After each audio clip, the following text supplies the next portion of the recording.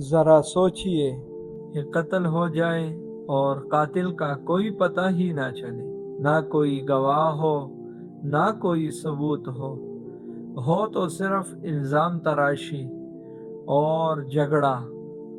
یہی کچھ ہوا تھا بنو اسرائیل کے ساتھ کہ ایک شخص قتل کر دیا گیا اور لوگ ایک دوسرے پر انگلیاں اٹھانے لگے۔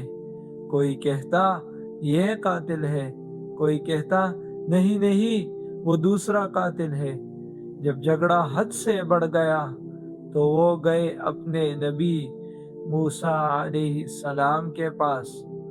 انہوں نے رہنمائی مانگی تو اللہ رب العزت نے حکم دیا کہ ایک گائے ذبح کرو۔ بس اتنا سا حکم تھا، لیکن یہاں سے امتحان شروع ہوتا ہے۔ سیدھا حکم مان لینے کے بجائے انہوں نے سوال کرنے شروع کر دیے۔ کیسی گائے؟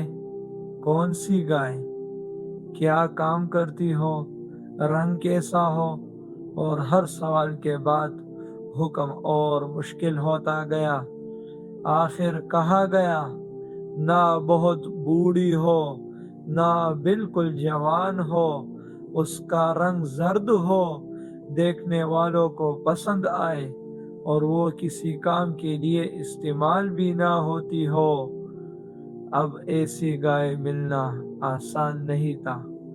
وہ ڈھونڈتے رہے یہاں تک کہ ڈھونڈتے تک گئے، لیکن آخرکار ایک گائے مل ہی گئی، مگر وہ بہت مہنگی تھی۔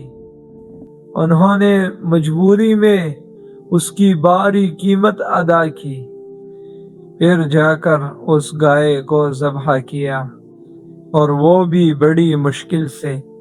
پھر اللہ رب العزت نے حکم دیا اس گائے کا ایک حصہ لو اور اس مقتول پر لگاؤ۔ لوگ حیران تھے، مگر انہوں نے ایسا ہی کیا، اور پھر وہ ہوا جو کسی نے سوچا بھی نہیں تھا۔ مردہ زندہ ہو گیا اور اس نے اپنے قاتل کا نام بتا دیا۔ پھر وہ دوبارہ موت کی آغوش میں چلا گیا اور سچ بات سب کے سامنے آ گئی۔ لیکن اس واقعے کے اصل پیغام ہمارے لیے کیا ہے؟ اگر وہ پہلے ہی اللہ کا حکم مان لیتے تو نہ اتنا مشکل ہوتا، نہ اتنا امتحان ہوتا۔ کبھی کبھی زیادہ سوال زندگی کو مشکل بنا دیتی ہے، اور اصل کامیابی اللہ رب العزت کی اطاعت میں ہے۔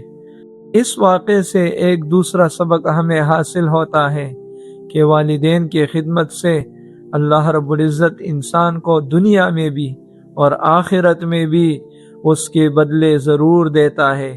اللہ رب العزت ہمیں سچے توبہ کی اور اطاعت کی توفیق عطا فرمائے۔